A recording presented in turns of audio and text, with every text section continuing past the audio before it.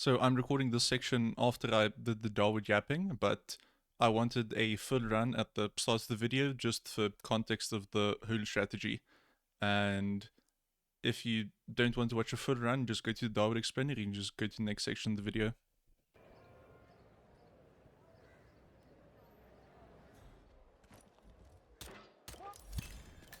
"47, that man you just eliminated, that was the Maelstrom.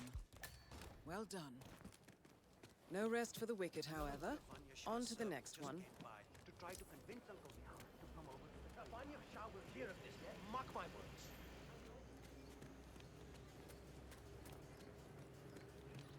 I don't know. I need the money. I spoke to his employee that one of these leads with him, but he claimed that the tailor wasn't available. So you didn't just go inside and look.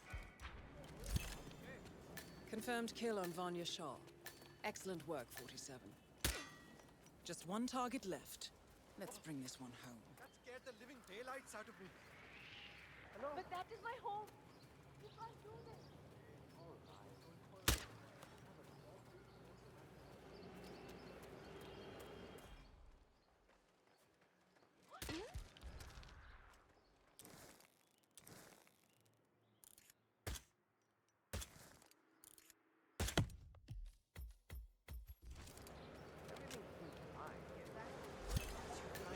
Dawood Rangan is confirmed killed.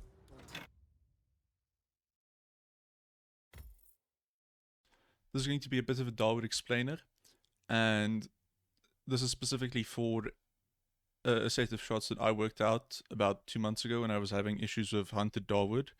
There will be a Hunted Dawood section at the end of this, but this is just for the normal set of shots if you don't have any issues with getting Hunted Dawood. And this is also, I've been running this for about like 2 months, and it's been at least above 95% success rate. It's, yeah, been quite good.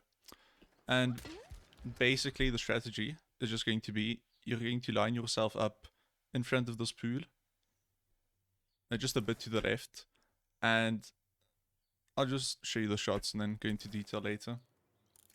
But it's basically one shot on the container, one on the sandbags, and then shooting Dawood. And then just running to the exit. Dawood Rangan is confirmed killed. Now, the first thing I do want to show is an image of the guards. So you basically have 4 guards in this. You have this guy outside the container, a guard inside the container, and these 2 guards here. So these 2 guards are going to be manipulated by the sandbag shot, and the container shot's obviously going to deal with the 2 at the container. So for the very first container shot, there's going to be a high shot in the container. So we can check the high by, imagine like an imaginary line here, and if you shoot above this line, or below this line, it's going to determine something. So you see if you shoot above this line, it's going to be too high for the guard to path towards it. So he's basically just going to turn around and investigate in place. And he's going to do a head turn to the right a few seconds after the fact.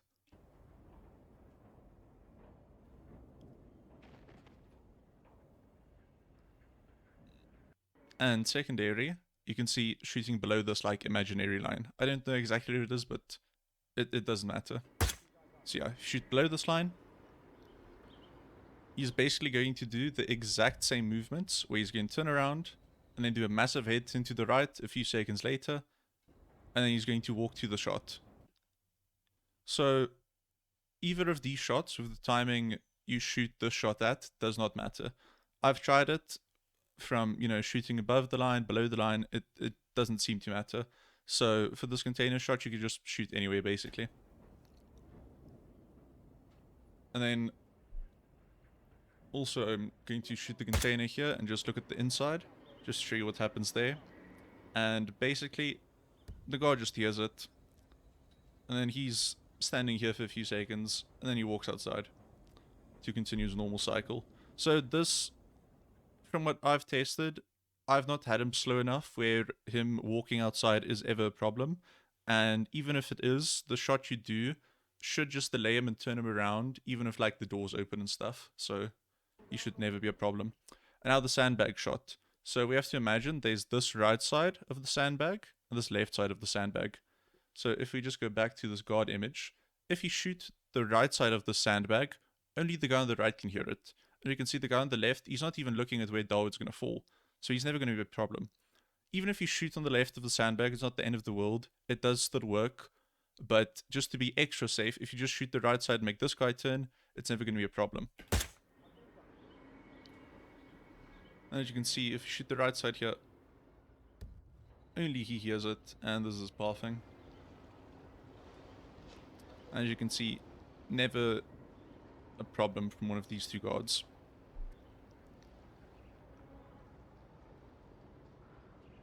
And then the Dawood shot. So for the Dawood shot, I like to look, or even just the timing of the shot. Yeah, so you see these 3 flags. We can just 1, 2, 3. There's more flags here on the left, but just the ones we can very clearly see. So if he gets to this 3rd flag, this is what I like to look at for the lineup. If he looks at this if he arrives at this 3rd flag, you can just do the other shots immediately. So container, sandbag, and then him. And this timing will ensure that he is standing still by the time you're done with these 2 shots. And then I like to shoot him.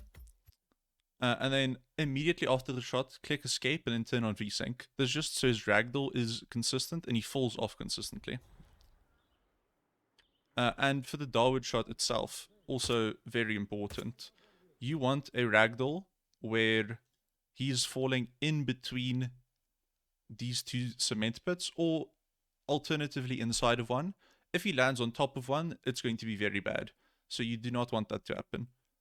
But it should be fairly easy to find the shot where you can just shoot him around the middle of his body to the right is what works for me. But if you shoot him in the middle of his body and he just falls down every time consistently without any FPS manipulation, falls inside, that's also perfectly fine. The only thing you have to worry about is that he falls inside, or he falls in a place where he's not visible to a random head turn from this guy, or not random, but a head turn from this guy, or the guy walking outside, which is on top of a border of the cement pits here.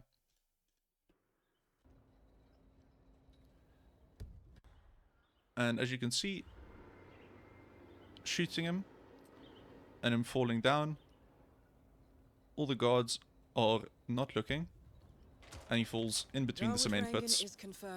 And this guy does hear the impact, I think, and then he will turn around and go investigate. But by the time you see the exits already open, by the time he actually gets to the spot, you've been out for like a few seconds, so him hearing it doesn't matter.